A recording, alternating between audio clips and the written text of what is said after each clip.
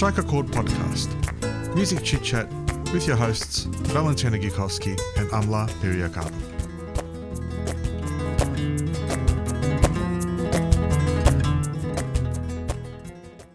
Welcome to Strike a Chord. We have Doug and Steve from Jacinto.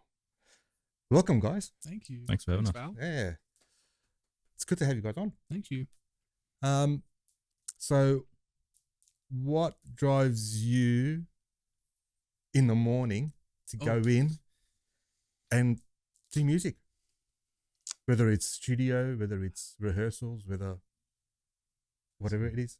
Great question. That's a great question. Assuming we wake up before midday. Yeah, I know. Well, morning is about 2 p.m, isn't it? Yeah, that's true. Honestly, I'd say what I love is the ideas that we come up with. Yeah. Some of them are so wild, but then they just work. When we get in the studio and we put them all together, we think like we do some things, we look at them and we're like, nah, surely that won't work. And then once we get all the layers down, we put it all down. Yeah. It actually sounds pretty good. Yeah. All right, so the layering. Do you find that sometimes you go overboard? Oh yeah, like Hell 200 tracks. Dude, 200, What's our normal? 300. like 200 tracks. Yeah, it's always over 200 tracks. Our biggest Logic session I think was over 300 Yeah. tracks. And that's where it starts to crumble? No, No? the opposite. No, I think that's where progress just slows down a bit. Okay. Because every time I open up the session, I'm like, nah, not today. It's too Yeah. much. Buffering. Yeah, like Yeah, It can be a bit like that. Like when you open it up, Yeah. and I've been in the same situation where you think that's hard work. Mm. I'll just hit the X and yeah. I'll just do something else. Go make myself a coffee for about 4.5 hours. I think what happens is like, say you're recording some bass or something. Yeah. I'll be like, I'll just put it on loop and I'll be like, just go for like 5 minutes. So I'll be playing the bass, and then Steve will put me on a loop Okay. for maybe half an hour. Is that you, on a loop? You're playing a bass? I'm or- playing. Recording. It might be like 32 bars, and he's just letting the tape roll, the virtual tape, and I'm just literally laying down ideas for 30 minutes. But that's not a bad thing. Then we go through it and get the best. That takes about 2 months. That takes, the song we're working on now, it's actually a theme song, because we want we're just thinking about, we're trying to be meta. I don't want to speak for you, Steve. And why? A theme song? Yeah. I think 'cause it's cool. It's funny. Yeah. It's like, it's a journey. The track is a journey, It's a journey. And I think as we make music videos as well, so Mm. I think we think of the idea for the video and then how the song can fit into that, and then every song just kind of ends up being like So a you make the story. video first? Yeah. Oh no, we don't. So it's a production company, so we do every aspect of it, just me and Steve. Mm-hmm. And we've been doing it, we've been making music since 2011, and it got to the point where we wanted to do every bit start to end, from songwriting to mastering to end-to-end production, and upskilling the whole way. So how have you found it so far? I think great. We definitely learned a lot. Like our first song we did maybe in 2017. Mm-hmm. That was really basic. I think we were using like GarageBand or something. Yeah. Maybe 10 tracks. Can I talk about it? Yeah. I just gotten a micro Korg. Do you know those? Mm-hmm. Yeah. Oh, yeah. We're massive gear people. We're probably going to talk about musical instruments. Is that okay That's on this fine. podcast? Wherever this podcast takes look. us, it takes us. Yeah. So we you're got on journey. a micro Korg. Well, I got a micro Korg. I had just started getting into house and techno music, and I wanted something that could sequence. You were playing a lot of gent. Yeah. Do you know the genre gent? Metal. Oh, Yeah. But like really gentle. really syncopated and like dun, dun, dun, dun, dun, that kind of. Like prog metal. Yeah. Mhm, Prog mhm. metal, prog metal, prog rock. Yeah. That's what I meant. Yeah. So- I love She said just prog metal. So it's like these two. I had a Ernie Ball Music Man Stingray bass, Nice. and And that's what you have for so that sort of stuff. I was bringing in the funk, and then Steve was bringing in the rock. Yep. And then we were bonding over drum machine programming, because Okay. we'd always come from live drum kits. Yep. and that is a reference point. And we were making things that sounded like, 808s and vintage Roland kits and things like that. So our first song, Chur, was really like a brand launch. It's virtually instrumental. But the thing with that song is we started it in maybe 2017, but we didn't finish it until 2020 maybe, because it was just a project. It got lost on a hard drive somewhere, and then we linked back up and we're like, hey, we got this old thing, should we finish it? Revive it. Yeah. So, what brought to I think it's the latest song that you guys have got? It's a reggae. Yeah, absolutely. So how did that come about? Like We from love prog reggae. rock, from funk. Is that the meeting point? Oh, we have so many meeting points. I mean, on the record, I grew up playing electric guitar, and I had my metal era of learning Metallica. Yeah. And I also love metal, but the reggae, Steve being from New Zealand, they have a massive roots scene. When I met Steve, how many years ago now? I mean, like 13, 14 years. Years ago, he was playing things like Catch a Fire and Fat Freddy's Drop. A lot of Chili's as well. Red Hot Chili Peppers and like Sublime. A lot of modern reggae stuff. And I think on that song was originally not a reggae song. Okay. Yeah. Even I don't know that. But you see, that's the journey. That's the journey that you have sometimes with a song. Yeah. I've had songs where it's turned out totally different, and it's actually not the same song that it was when it started. Even the melodies changes and everything changes. But that's a good thing. That shows, I think, progress. It's all part of the journey. It's all part of the journey. Yeah. Whether the journey's straight or it's bigly, keeps it interesting. Yeah. I quite like the video clip as well. It's very fun. Like it's got a really nice It's vibe. very, very camp. It's very Melbourne. camp. Yeah. It's very Melbourne. And you just jumped on a bike and did the half pipes and stuff. You just we grew up in skate parks, so like our parents would drop us off at the skate park, and we'd learn how to do tricks and stuff. So I can still do all that stuff. We were in St Kilda. It's an amazing skate park, and I was in a suit similar to this one, and we just thought it'd be hilarious if I was on a BMX. He was. Mm-hmm. But you caught the iconic St Kilda, right? Yeah. And in its glory, like the sun, the people out, the trams, playing in the tram. You can't get more Melbourne than that, right? Thank you. Right. So no, it was really good take on, being a Melburnian. It was really good. Well done. How long Thanks. did how long did it take to do the video and the whole process, including I think the recording of the video was maybe 2 days. Oh. I think, but like the putting it all together was maybe a few months. Yeah. It's the preparation, isn't it? Yeah, it takes so long The doing videos. song, we were recording the song for over a year. Yeah. And we're trying to do at least one package a year. Mm-hmm. So much work that goes into it when you're two people, and it's amazing the detail we're able to achieve when we focus on quality, not quantity. Yeah, that's what it's all about, right? And when you put your name on it, it's a different thing, isn't it? So you want it to be as good as it possibly can. Got to be perfect. Yeah, yeah. Because if someone's going to look at it and say, "Oh, okay, who did this?" and then you're quite proud of it, we did it. Yeah, we did. And that's why you want to spend that quality. It's in anything, really, anything that you do, whether it's video, whether it's music, whether we're a bit like that, perfectionists, and when we go in and record and stuff, it's Yes. even when you're rehearsing, sometimes it's like it's just a rehearsal. Yeah, I know, but Gotta get it right.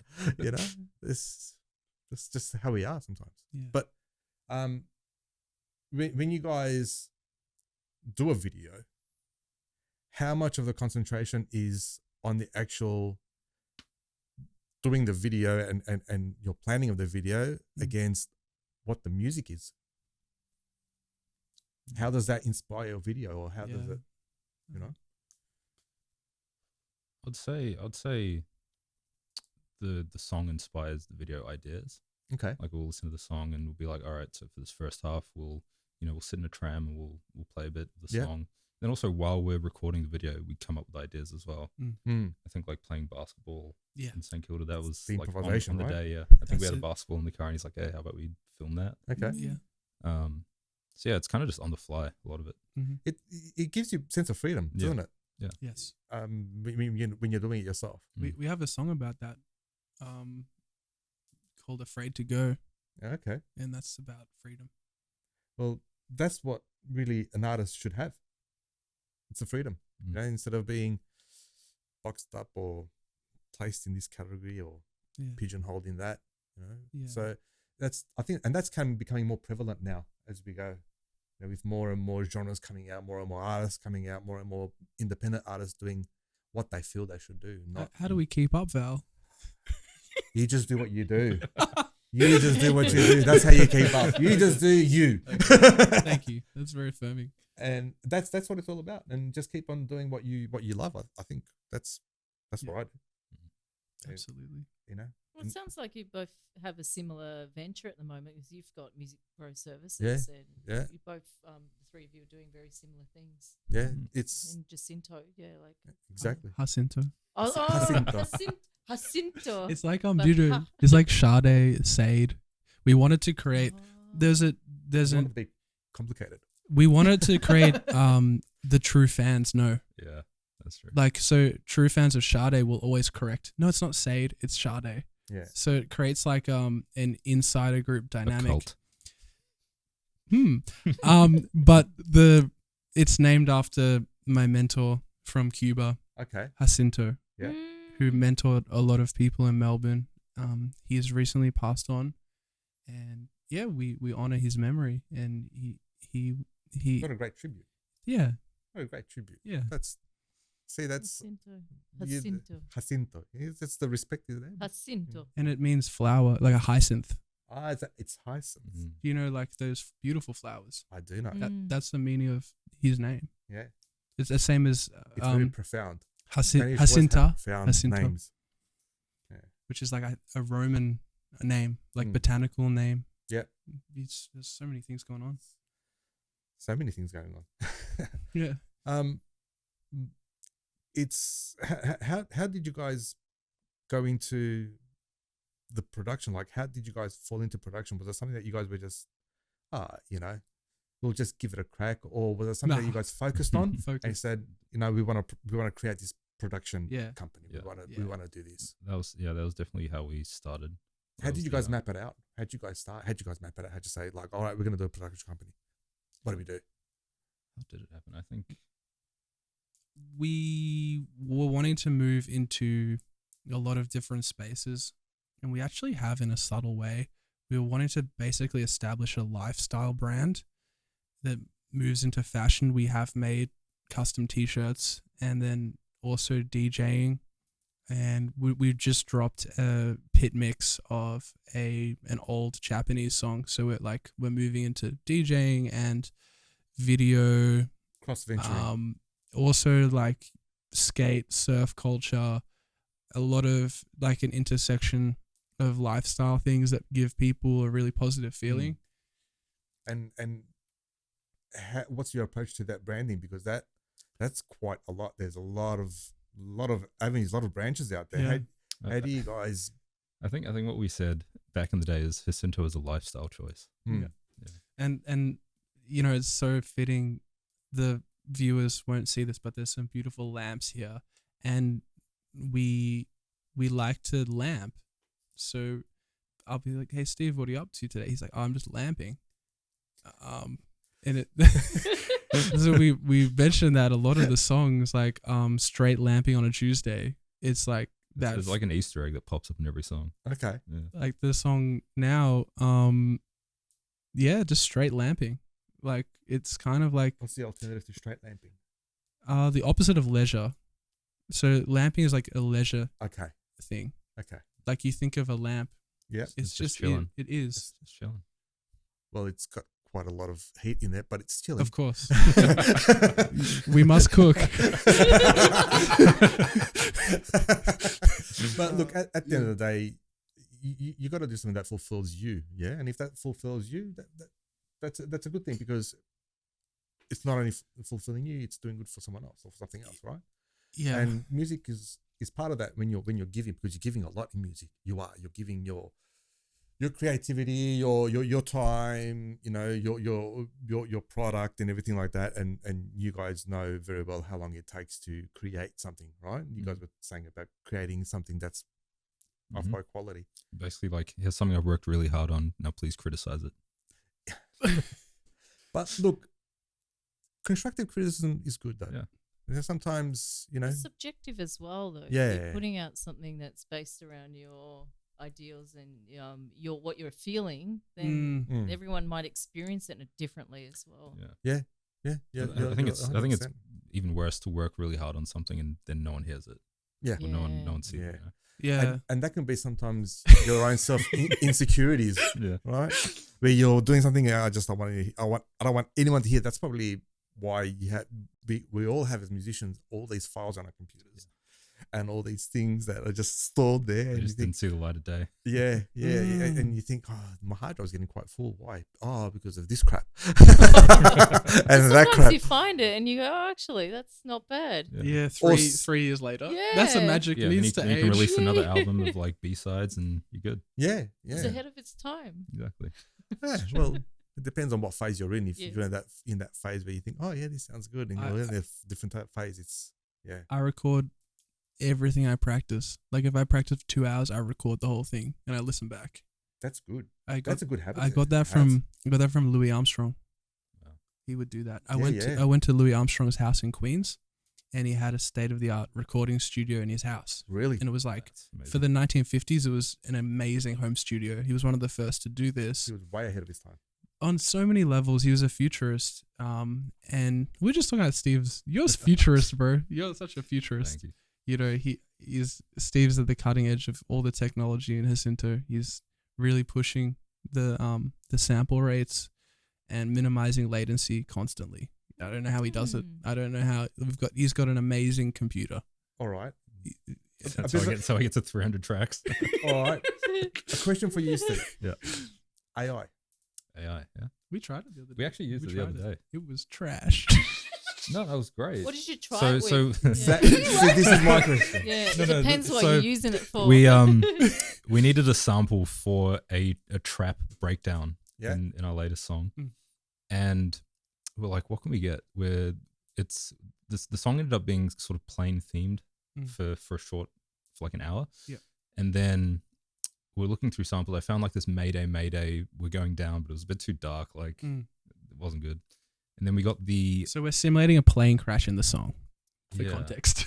So he's getting like audio from a plane crashing, like Mayday, we're going down. Yeah. But that was a bit too dark. So we found the clip from Snakes on a Plane where Samuel L. Jackson is like, he's like, enough, you know the line.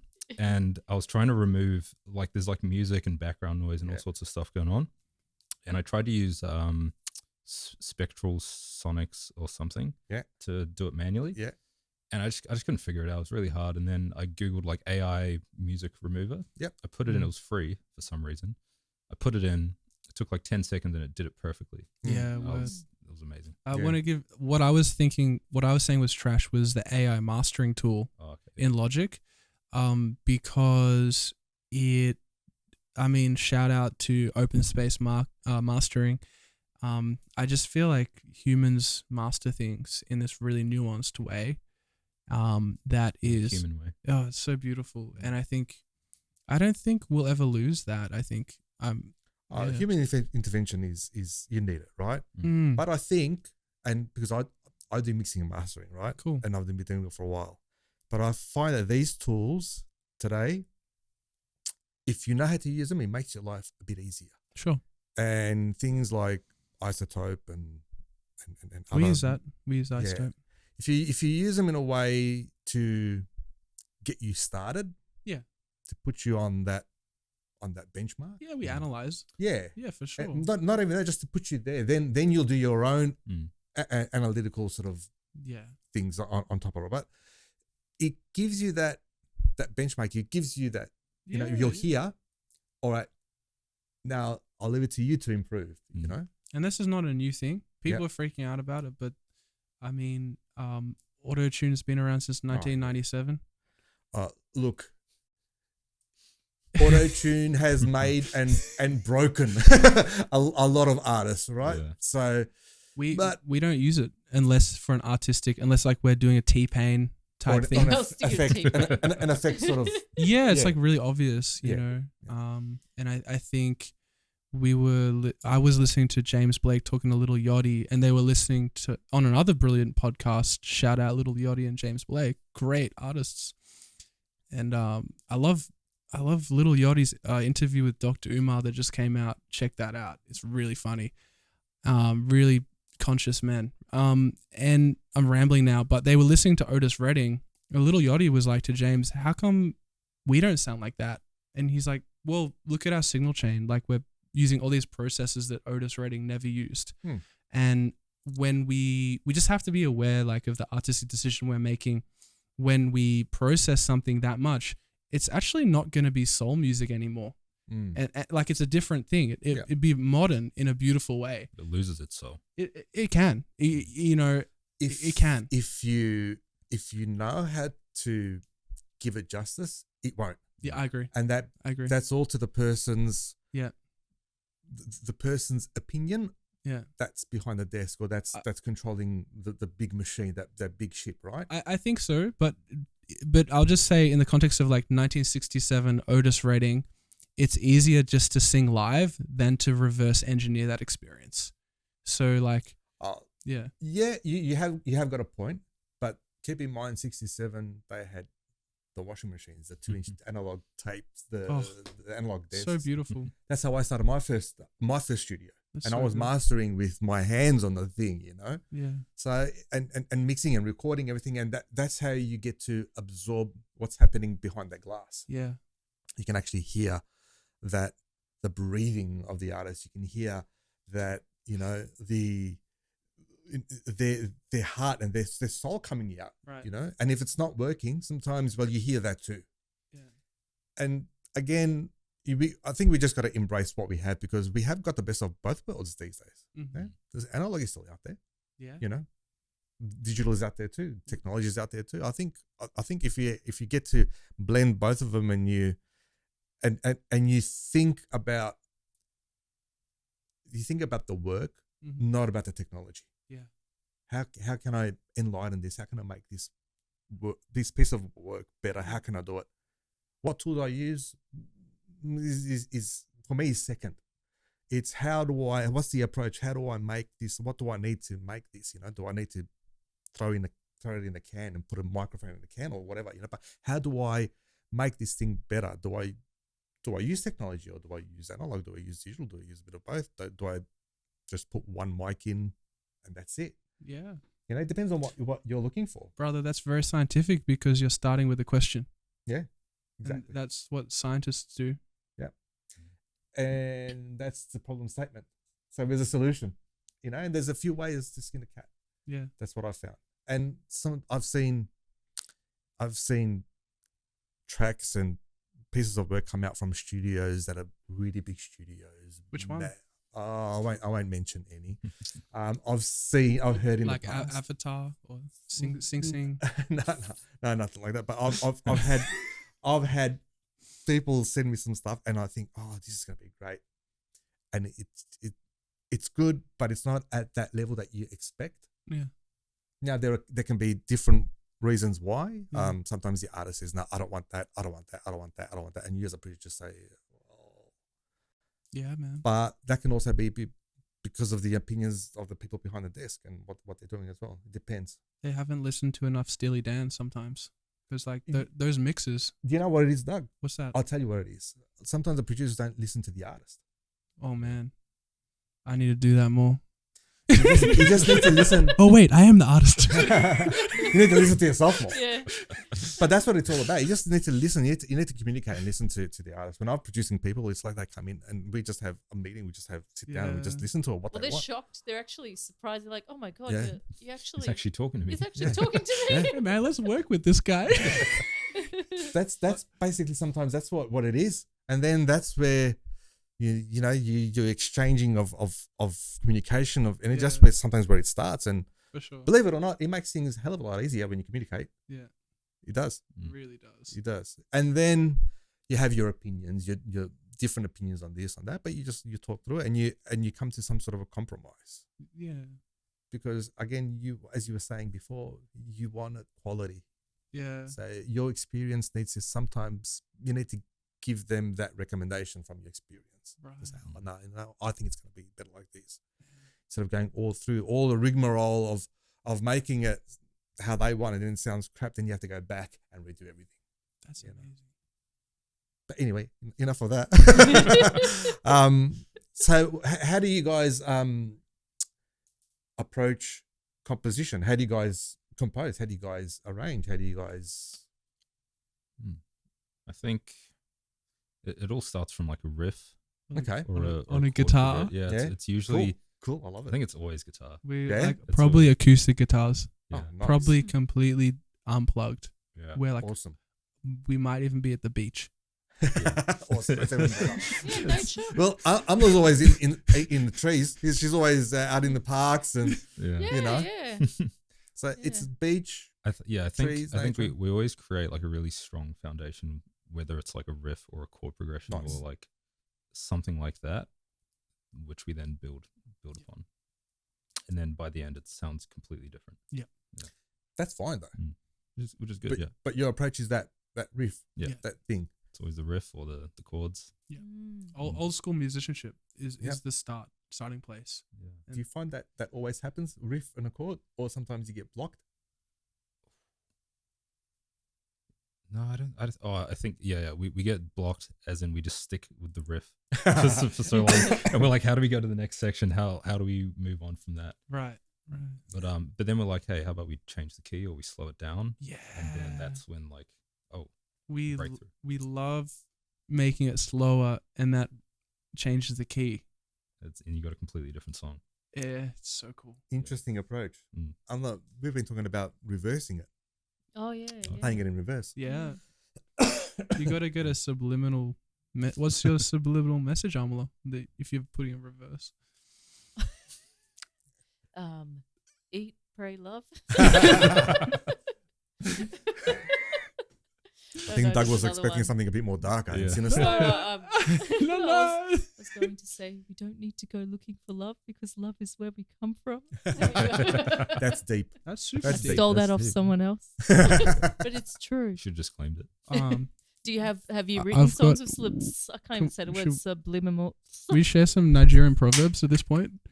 The one you taught me, Steve. My favorite Nigerian proverb you taught me was, I'm gonna say it. Does the lion care what the sheep are thinking? Oh wait, yeah, it's. Did I say it right? It's why would the lion concern himself with the opinion of the sheep or something like that? Whoa. Profound. Yeah, it's very profound. I don't know why we're laughing, but it's Can very you say profound. it Yeah. again? Um, Why would the lion concern itself with the opinion of the sheep? Here you go. Whoa. That's big. That's a big That's one. big. You should somehow pop that into a verse. Yeah. Yeah, it's a good idea. I reckon that's quite. And probably have some sheep and lions in your. If I get to Berry Brazil or something, Get I some don't know. samples of some Yeah. sheep. Yeah. Mm-hmm. Well, even some samples of from a lion. You know, from a lion. You know, thinking Yeah. about it. Yeah, how close would we get to the lion? It's a good question. It's not too sheepish, is it? But have Love you it. have you actually done that before? I'm not going to try it and say the word again. Oh, Subliminal. There we go. There we go. Yeah. not yet. No, it's Yes. quite, quite overt with that messaging. Yeah, Quite quite in your overt. face. Yeah, no. Transparent. Mm. Yes, yeah, transparent. But I like the idea of, I think there's a Prince song that they put in reverse, and there's like, it's actually a Bible verse. Oh, really? And yeah, there's like a few kind of things from the vinyl era. People were doing things in reverse. I don't even know how you do that. Yeah, I don't know. You would Iron know. Maiden. Iron Maiden apparently had. How do you do that, Val? You come from that era. I come from that era, but I think that was technology way ahead of its time. They were amazing. Yeah, I think. It's Yeah, very clever. It's very Very clever. clever. apparently Iron Maiden have a track like that, but and Black Sabbath, but Yeah. I don't know which one it is. I don't think whether it's true or not, or someone. It is and like I've heard it in reverse. Yeah. Yep. Interesting. On YouTube. So you haven't actually put the vinyl on, and My turntable isn't set up. that's no excuse. I've been really getting into CDs, man. Really? I freaking You know love what? CDs. My daughter's into CDs. They sound Really? awesome. She's 13 and she's back into CDs. She's an old so soul. cool. Yeah, apparently it's coming I'm back in. I'm going to Japan in a few days to play at a CD festival, and I'm going Really? to bring my CDs and sell them at the festival. A CD festival. Yeah, She's coming back. I remember when I used to sell Wow. CDs. I mean it's massive in Japan and Germany. That's so cool. Actually, I saw an article where tapes are coming back. Yeah, tapes are as well. Awesome. Yeah, I know. I'd rather have a tape than a CD. Why is that? It's just more physical, you know. Mm. You get to You can't press scratch a tape. rewind. Yeah. No, but you can tape over it. Yeah. Unless you break those little tabs, Oh, which I don't no. know whether you guys know, but that's, I don't know. But I actually got a funny story about that. So my mum used to be in a band back in Nigeria. I did not know this, bro. Yeah, she did, and she found one of her old tapes.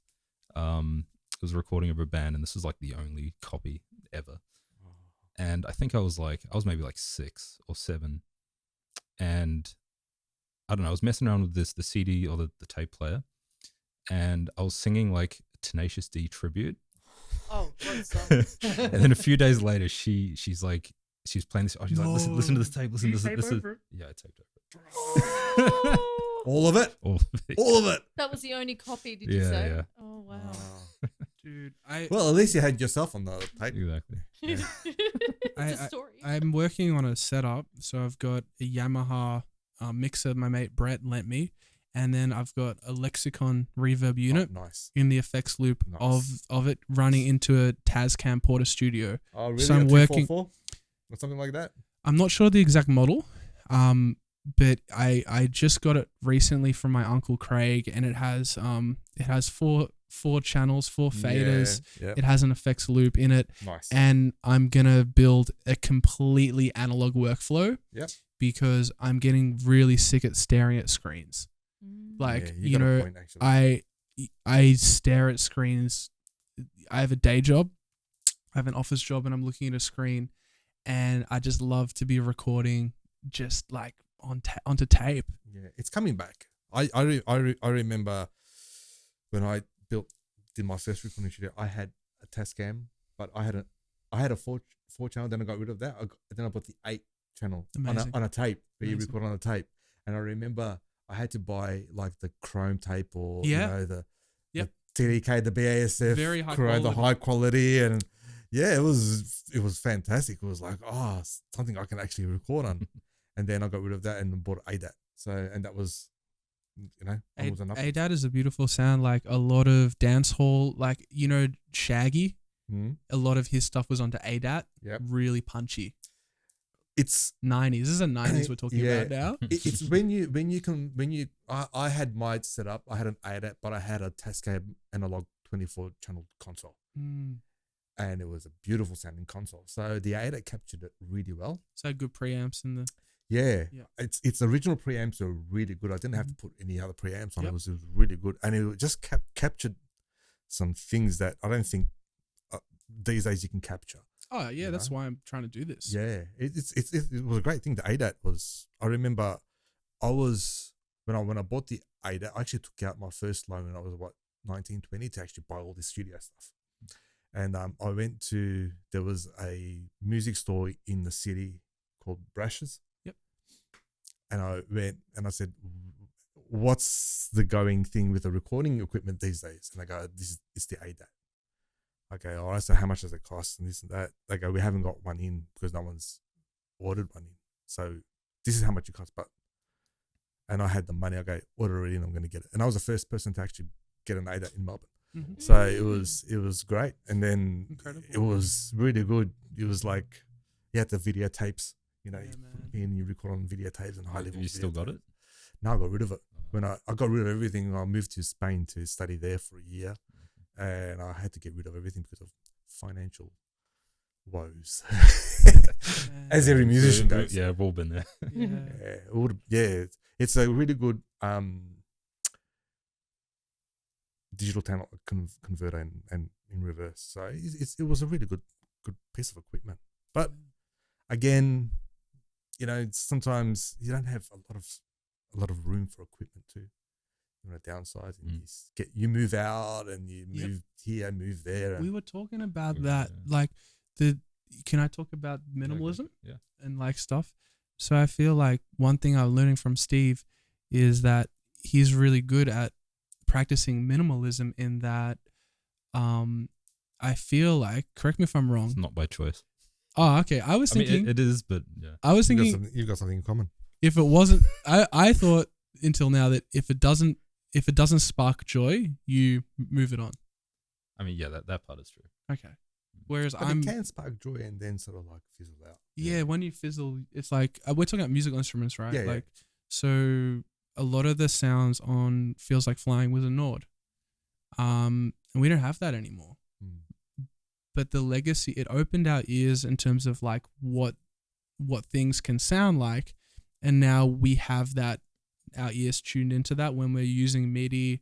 Yeah. And I feel like it really leveled up your piano playing, man. Yeah, definitely. Like you became a piano player in that era. Mhm. It's amazing. It's funny how certain instruments can influence and inspire, but also improve your playing. I think, yeah, if you get a really good quality instrument, Yeah. like you want to play it. Yeah. You practice so much. Yeah. Like, Yeah. I think you're definitely right. But sometimes it's good to learn on a piece of crap. Yeah. Yeah, we did that. Yeah, of course you did. Of course you did. I think everyone did. The difference between me and Steve is I keep them. And I have a collection You're a vintage person. of like all the levels of my whole life. Like I've kept all the Squires and, you know, I do setups on them. Whereas Steve is, you're more into the custom shop Fenders and like, you know, this Strat that Steve has that's nice. on our records. It sounds like, what am I always saying? Like, it reminds me of the humble, the Dumble. the dumble. Yeah, like Steve gets this sound. It sounds like Ernie Isley or the Traveling Wilburys, or like it sounds so future vintage. This Stratocaster, it has this magic button on it. What does that button do, Steve? So it's I think it's a coil tap. But it just blends the top and the bottom pickup. Yeah. Nashville vibes. Yeah. Yeah, It's nice. to get that telly Do you have a sound. sustainer on it? What that's right? A sustainer, like a sustain pickup on it, like you can actually put an extra on it. No.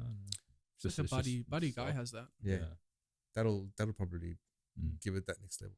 Okay. I'm really against changing pickups and guitars. Me too. 'Cause, Stock. yeah, when I was at uni, like I had a mate who was changing his pickups every second, and he's like, and I was like, oh, because I had this old, not old, but it was like a highway something Strat, but it had the noisiest pickups you'd ever hear. And I went to him, I'm like, man, I really feel like changing these. Like, don't do it. Like, once you change it, like you'll never be happy. Yeah, it's the authenticity, isn't it? Yeah. So I just learned to just to live with the hum. Yeah. Or have another guitar that you know, That's you what can you experiment did. with. Well, I just played in the second position because there was no hum. So you're using like So the everything Nile sounds Rodgers. You're using the Yeah. you're getting two pickups. Yeah. You know, there's a way around that too. You know, to eliminate the hum if you want. But if you like the hum, you like the hum. AI. No, it's not. AI. It's actually if there's a technique that, especially for recording, that guitarists use, that if there is a hum on the guitar or the amp, if they're wearing a ring, Yep. Oh, okay. a copper wire, Reduces the hum. Or gets onto the guitar, on the strings, True. it'll cut the hum out. Yeah. Oh, wow. I've done it. It earths itself. Yeah, yeah. I've You've done got that the- with a Casio. I'm a watch guy. I'm a G-Shock, like a metal Casio, and I made a daisy chain of paper clips and I attach them to the headstock to get rid of a hum. Yeah, On yeah. a jazz That's bass. the same thing. Same concept. I'll try it. Yeah, I learned yeah. that from, I think, Will Lee. You know Will Lee? No. Session great, New York City. Yeah, that's such a good technique. Yeah. I learned it from a guy years ago. He was way older than me at the time, and I had the same sort of thing. Why am I getting this? Okay, he goes, copper wire, bang. If you're wearing a ring, if you're not, put a bracelet or something on so you can conduct and complete the loop. I learned my lesson with modifying things actually in the BMX world. So I bought a BMX when I was 14 and I spent a lot of money modifying it, and then I went to sell it and it was worth less money.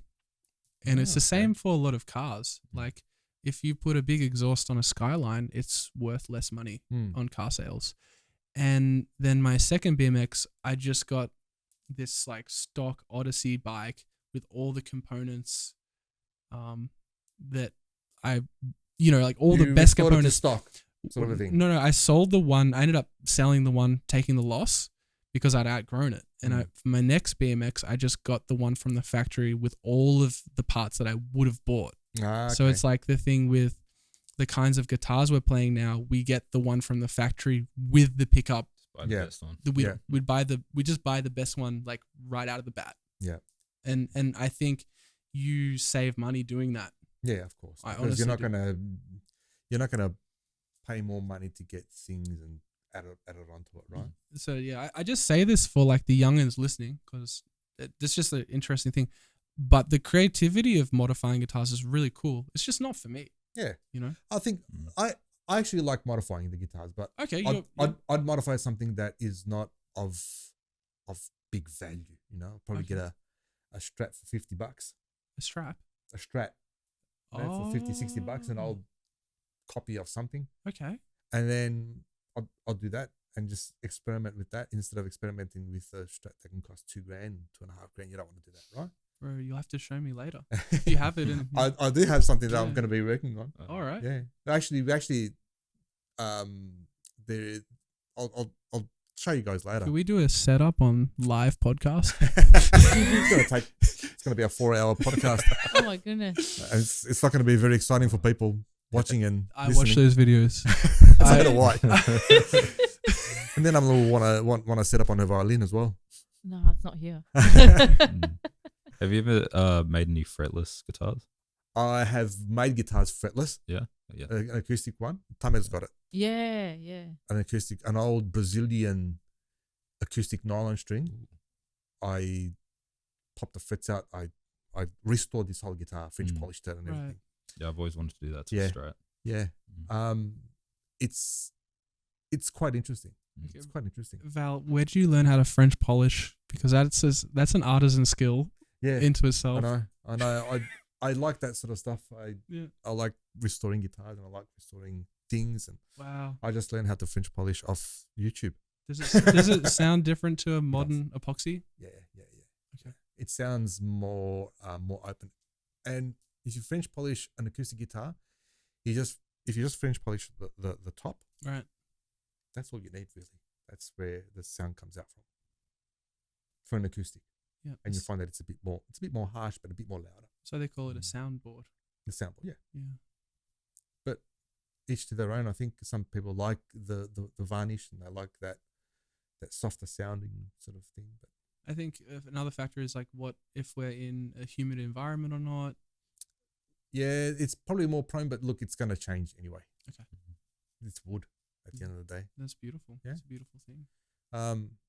But it's interesting, when you start to play all these instruments and when you're recording them, it's an interesting thing, isn't it? Like you grab this, that sounds different. That sounds different. Oh, it's good to have that or that, Yeah.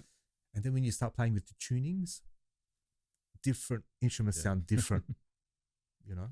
It's especially with prog metal. Yourself, it's like you have to tune down and tune down. And Yeah, I actually got I put some strings on my Strat, but they're way too heavy. Yeah. So now it's tuned down.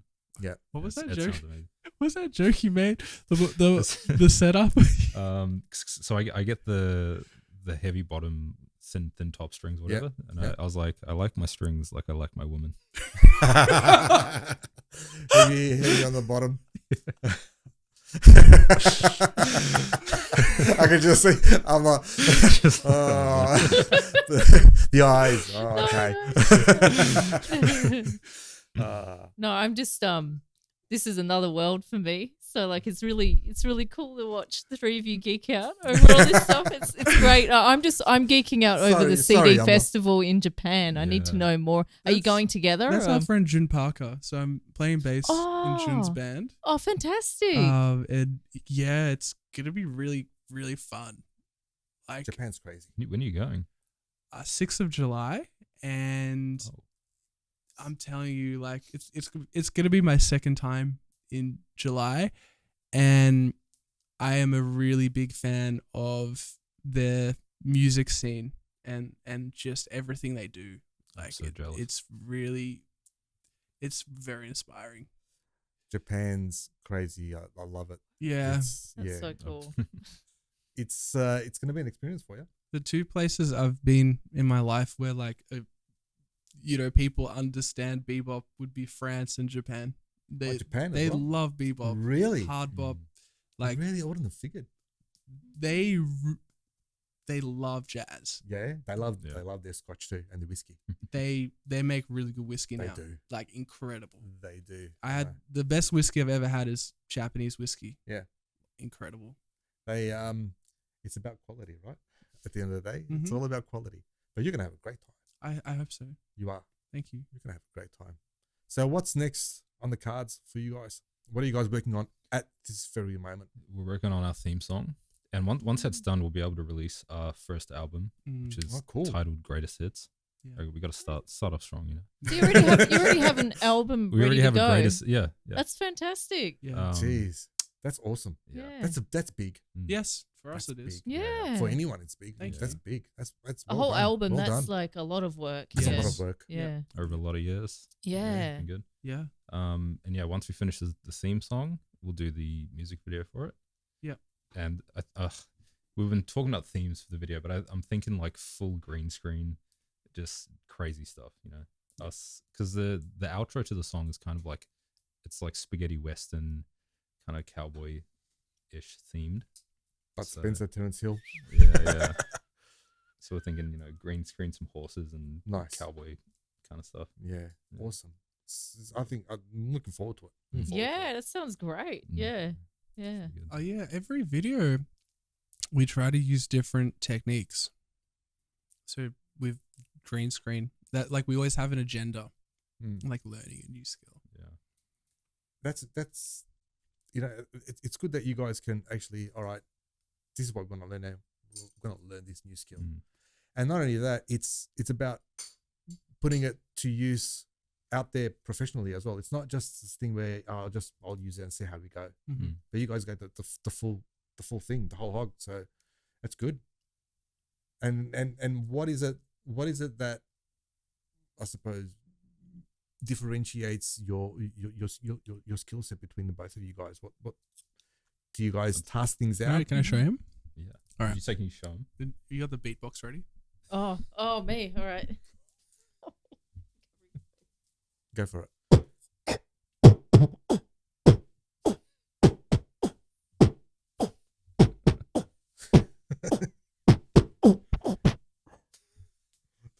We'll work on that. We'll work on it. We're gonna work on that one. Thank you, though.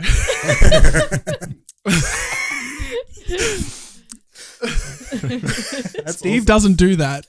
That's why I did that. That's what differentiates. Yeah. Okay, that's what you do. Steve, what do you do? Doug has a deep understanding and love for music theory and history. I'd say like there's no one I know that knows more about music than Doug. I know Questlove. Okay, Questlove knows more than me. Maybe just a little bit. And I love producing and doing the videos and all the tech side of it. Yeah. All right, that's good. That's a good balance. It's The a very good brains and balance. Yeah. Oh, so which one's the brain? No, I'm not going to go there. No, it's a good combination to have because you can't do everything on your own, right? So it's good that you guys have got that. you gotta have that split. balance, Yeah. right? Yeah. Yeah, of course. Mm. And it's always good to have help. You know, I do everything myself. You do. You Yeah. do. You do it It all can on be your own. exhausting sometimes. Except for I don't do videos. I've tried it. It's just too much work. It's a lot of work. It's a lot of Mm. That's another world. Yeah, shout out Steve. He edits our videos. He's using DaVinci. It's Final Cut. DaVinci Final Cut. Resolve. Yeah. and So I Blackmagic. a few years ago I had to change from Mac to PC. So I had to go from Logic to Cubase You and enter the Final dark Cut side. to DaVinci, and I just basically had to relearn everything. Yeah. And then I wasn't broke anymore, and I got a Mac. So then I went back. So yeah, but now I can use both, which is good. Yeah. No, it's good. Look, it's everything's a learning experience. Wow. Where's the weakness? What's his weakness? Being broke. I think that's all of our weakness. Yeah. That's all of our weakness. Look, guys, good to have you guys on. Thanks, It was man. Really interesting. really interesting. Yeah. A real insight into what you guys do as well, and want to wish you all the very best with everything. You guys have. Thank you, Val. Thank you. You guys have gone into it. You know, you've immersed yourselves into it, and that's the only way to do it. Mm. And hopefully, you guys, are very successful, especially with the album and everything. It's a big thing. Mm. It's a lot of hard Exciting. work, and it's all the videos that you guys are doing, and Yeah. I don't think people know how hard it is to actually not only go out there and do it and do the videos and do the editing and everything, but to have that idea and to come up with ideas and create. I think it's As a well. lot of work, but it keeps us sane. Like Yeah. Oh, of course. it's Oh, Obviously maybe a enjoy little bit it. insane as a little well. bit insane, but it's just like it's a release, you know. Yeah, Yeah. of course. And that's Yeah. all about being an artist. Yeah. It's about that release. And look, you guys are doing great, and we wish you guys all the very best. Thanks for coming Yeah. on. Thanks, for having Val. us. Yeah. Thanks, Alma. Yeah. Pleasure. We'll pop the links up we'll pop up some links Thank where you. people can Amazing. find. We're gonna. Oh yes. Oh yes. I'm keeping hanging.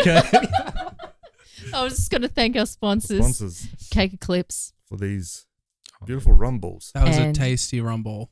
Yeah, Incredible. yeah. I regret having it on camera with no tea to follow it up, but it was Are you still already luscious. you already down the tea. Yeah. That's all right. And our other sponsors: MusicProServices.com. production, mentoring, tuition. I'm so grateful, man. I feel like you've mentored us in a really subtle way tonight. Thank you. No, the pleasure's all mine. If you guys want more mentoring, just let me know. I do. Oh, that was quick. That was a quick answer. Thanks, guys. Thanks so much. You guys are gonna do a bit of a jam for us, yeah? Yay. Yeah, fantastic. You guys can stick around for that. Until next time, ciao. Ciao. Ciao.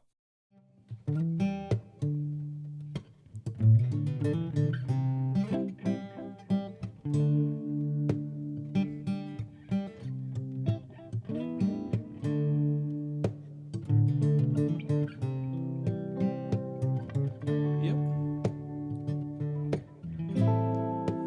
Meet me in the misty morning. Got a suitcase in my hand. I'm walking like the chosen son. There ain't nothing wrong. I was about your age when I met God, talking in the misty morning. There ain't nothing wrong. Nothing wrong. Nothing wrong. Nothing wrong. Nothing wrong. Nothing wrong. Here we go. I'm sending all my energy to the postman in the sky. I'm painting pointing with my elbows. There ain't nothing wrong. Having breakfast in the gutter. You in your disguise, talking in the misty morning. There ain't nothing wrong. Nothing wrong. Nothing wrong. Yeah.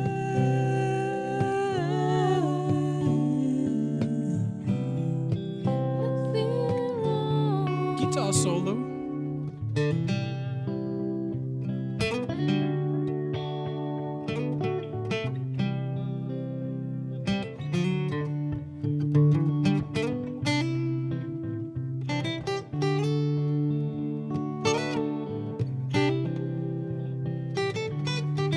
You're a bad man.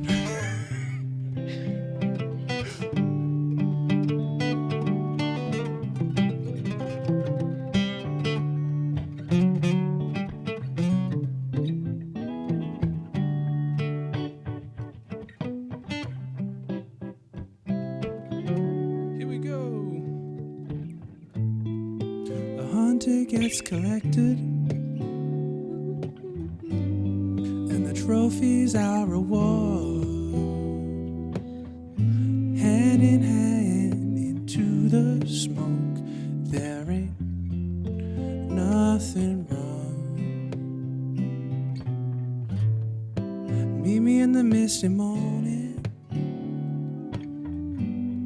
Got a suitcase in my hand. I'm walking like the chosen son. There ain't nothing wrong. Nothing wrong. There ain't nothing wrong. Nothing wrong. Nothing wrong.